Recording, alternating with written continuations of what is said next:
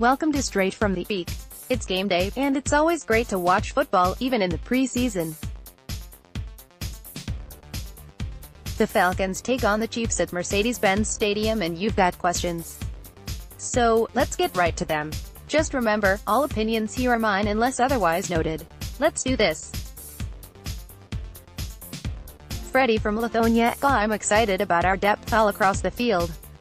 What do you think about our chances of going 14-2, Matt? We're loaded in the secondary, Deon is anchoring up front along with Jarrett, and on offense we added Ridley. I'm really thinking about how everyone is overlooking the Falcons. The Vikings will do this, Giants will do that, Rams will do this, Aaron Rodgers is back. Only attention the Falcons really got this offseason was because of Matt's contract and Julio's contract. I believe they will fly under the radar until after the Thanksgiving Day game against the Saints in New Orleans. Maybe after that people will start to open their eyes. Matt, I like their chances, and here's why. Yes, the NFC is stacked. It's been referred to a number of times this offseason as the NBA's Western Conference, and it's not surprising that a lot of those teams you mentioned are being talked about. The Falcons' first 5 games are against the Eagles, Panthers, Saints, Bengals and Steelers. If they come through that stretch 5-0 or 4-1, I think 14-2 is possible. I personally think 12 or 13 wins is more realistic and attainable for these Falcons if they can stay healthy and, of course, have a few bounces go their way. Chad from Houston, Texas: Hey, Beek. Do you think we'll see Ridley play more against the Chiefs? I think he had a catch for negative yardage against the Jets. Matt: Hey, Chad. Put it this way, it wouldn't surprise me if the offensive starters only play one series against the Chiefs, but I'll be surprised if they go 3 and out again. What I'm saying is that I think they'll be on the field longer and run more plays, and I think Ridley will also get more opportunities in this one. I also think there's a slim chance we could see him back on special teams, which would be fun to watch. Stay tuned. Samuel from Helen: Beek, the Falcons' run game against the Jets was pitiful. Was it because our offensive line couldn't get any push, or because our backup running backs aren't that good? Thanks for all you do, Beek. Matt: Hey, Samuel. I think it was a combination of both, plus, let's give some credit to the Jets' defense, too. They made the plays and stuffed the run when they had to. Let's look at the facts. The Falcons ran the ball 22 times against the Jets for a net total of 49 yards, that's an average of 2.2 yards per carry. That's not good, and it's not going to help you win games. So, your assessment of pitiful wasn't too much of an exaggeration, Samuel. Tevin Coleman's 3 carries for 8 yards, even though that's a small sample size, tells me there wasn't a lot of room to run.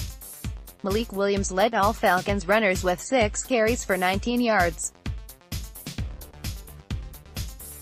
Williams was the one runner, from what I could see, who planted his foot in the ground and cut upfield. Some of the other backs were dancing in the hole too much, and that's never a good thing. I'll be watching the running backs closely Friday night against the Chiefs. Jackson from Plantation, FLB: Kurt Benkert showed me something in that Jets game. He made some nice passes, and he also moved around in the pocket and showed he could run when needed. Could he push Matt Schaub and become our primary backup? Value your thoughts, Beek. Rise up. Matt: Hey, Jackson. I thought rookie quarterback Kurt Benkert came into the Jets game and gave the offense a much-needed jolt.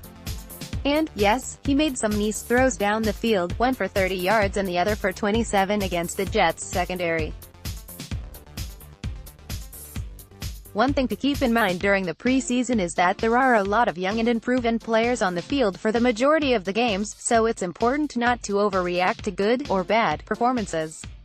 I think Benkert and Garrett Grayson will have more opportunities in these next 3 preseason games to make a statement.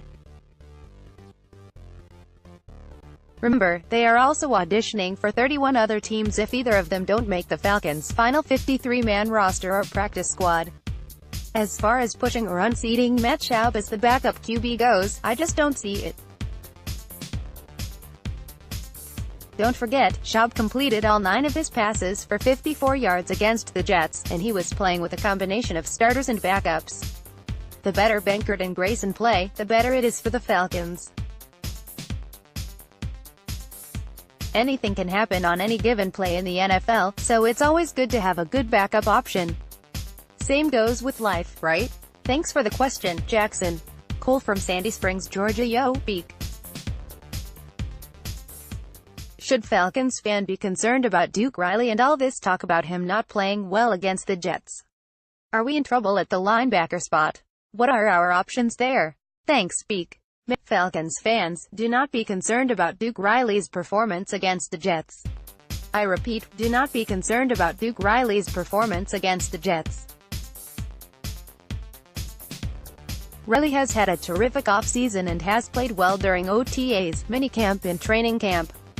Before the Jets game was even played, Falcons coach Dan Quinn talked about how some of the second-year players were completely different players this year, and he mentioned Damontae Kazee and Duke Riley specifically. Now, Kazee put on a show against the Jets. Riley had 3 tackles, but also had some plays he'd like to get back. If you've ever played sports, it happens. Even the best players make some mistakes. So tap the brakes, relax and watch the Chiefs game on Friday. If you're still talking about Riley heading into the 4th and final preseason game, then that's one thing. But I doubt we will be. Thanks for the question, and hope that helps. Remembering a great Falcons fan, the great Falcone. I've always said this space is about you, the Falcons fans. This is where your thoughts and questions are viewed and answered. You make this space, not me. And today I'd like to take a moment to remember one of you, Rory Healy, also known as the Great Falcone. He was also an actor, and this is from his agent, actor Rory Healy, known to Atlanta Falcons fans as the Great Falcone, for over 20 seasons, passed away on Monday, August 13. Rory was a dedicated fan who chose a unique way to show his support. A native of the Albany, New York, area, Rory moved to the Atlanta area in 1988. Rory was a multi-talented individual who was a musician as well as an actor. He performed some stints of stand-up comedy along the way as well.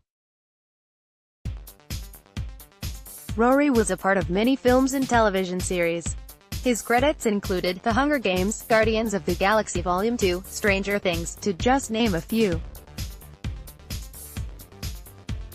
His most well-known role was as the vampire in the original Goosebumps film. Rory enjoyed being a guest at comic, horror, and pop culture cons across the country.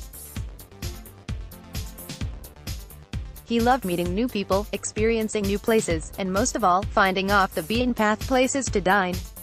He was a one-of-a-kind free spirit that will be sorely missed by all who knew him.